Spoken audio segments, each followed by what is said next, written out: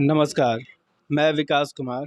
आप देख रहे हैं सन भारती न्यूज़ और सन भारती न्यूज़ की टीम इस वक्त आपको हथुआ नगर पंचायत से हर अपडेट प्रत्येक जनता तक पहुंचाने का प्रयास कर रही है। हालांकि यहां पे आम जनता से उनकी समस्याओं के बारे में जानने का प्रयास किया जा रहा है। देखा जाए तो चुनाव इस वक्त नज़दीक है और चुनावी सरगर्मियां भी तेज है और प्रत्याशी इस वक्त बहुत सारे सामने हैं, लेकिन हमारी टीम जो चर्चित चेहरे हैं, उन तमाम लोगों से मिल रही है और ये जानने का प्रयास कर रही है कि इस बार चुनाव लड़ने का कारण क्या हुआ।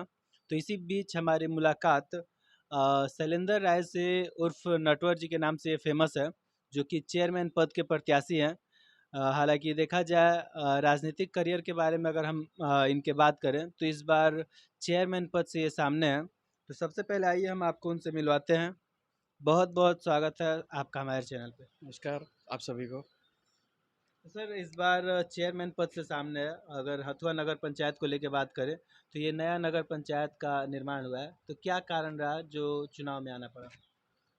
नहीं, एक तो नया नगर पंचायत बना है, ये भी कारण है। और पहले जो पंचायती राज की व्यवस्था थी उसमें बहुत सारे काम नहीं होते थे। सारा काम जो है मुखिया लोगों के हाथों में होता था। और वार्ड मेंबर व या वार्ड सदस्य होते थे, उनको बहुत सारा काम नहीं मिल पाता था, इसलिए बहुत सारा काम नहीं हुआ। जो हम लोग की नज़र में, जो हम लोग यूथ है और यूथ के नज़र में जो ज़रूरी चीज़ें, मूलभूत सुविधाएं हैं, वो आम जनता तक नहीं पहुंच पा रही है।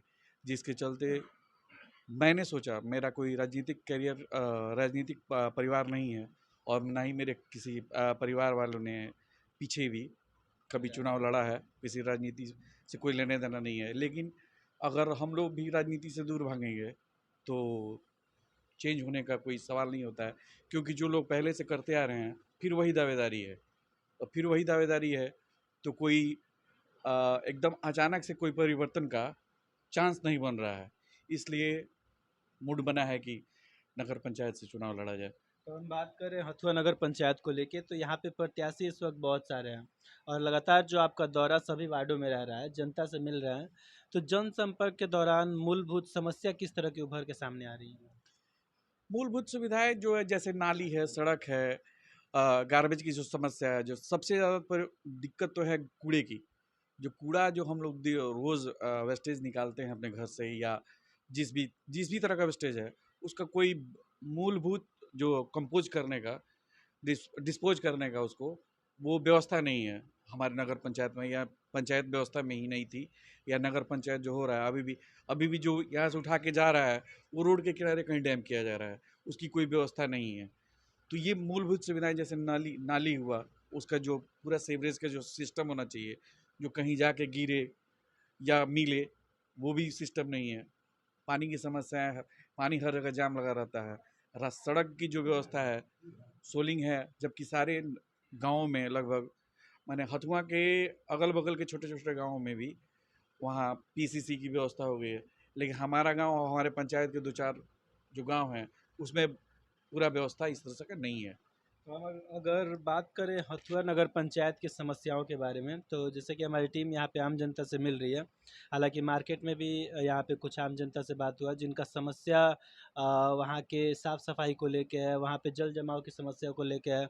साथ ही साथ जो स्वास्थ्य का मामला है उसमें नगर पंचायत ये जो है वो पीछे है, और साथ में जो शिक्षा का स्तर है वो भी पीछे है।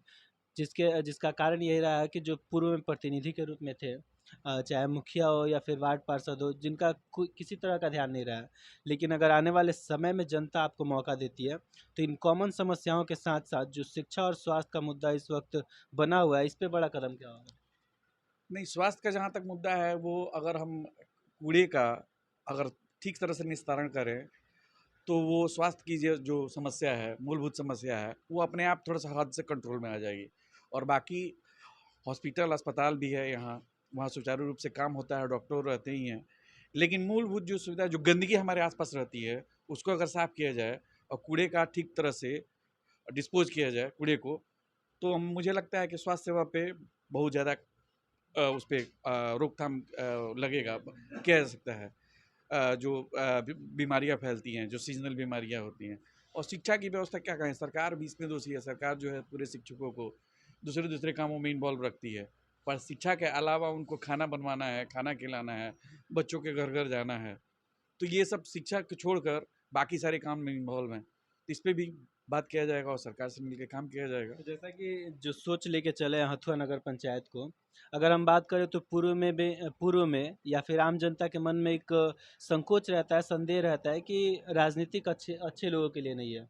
क्योंकि जब भी कोई अच्छा सोच लेके आते हैं, तो जो भी पैसे वाले लोग होते हैं या फिर जो जातीय समीकरण पे चुनाव लड़ते हैं, कहीं न कहीं इसको दबाना चाहते हैं और किसी हद तक सफल भी होते आए हैं, जिसकी वजह से आज लगभग क्षेत्र पीछे है। तो क्या मैसेज देना चाहेंगे जनता को? मैसेज तो साफ है कि आपने जिसको चुना, जिस पे विश्वास किया, उन्होंने क्या किया है वो आपके सामने है। और जातिगत व्यवस्था जो है, जातिगत कुछ नहीं होता है। जो भी मेरे जाति के हो या किसी भी जाति के हो, वो अपना भला सोचते हैं, उसके अलावा किसी भी जात की व्यवस्था के बारे में कुछ नहीं सोचते हैं। इसलिए सारे लोगों से अपील है कि जातिगत भावना से ऊपर उठें और ऐसा जनप्रतिनिधि चुनें जो आपके बीच का हो और जो आपकी बात सुने और हमेशा आपके लिए उपलब्ध रहे।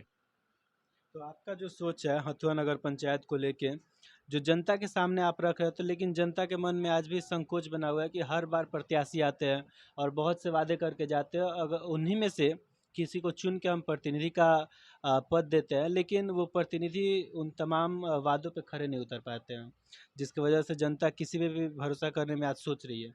तो जनता के लिए क्या कहना चाहेंगे?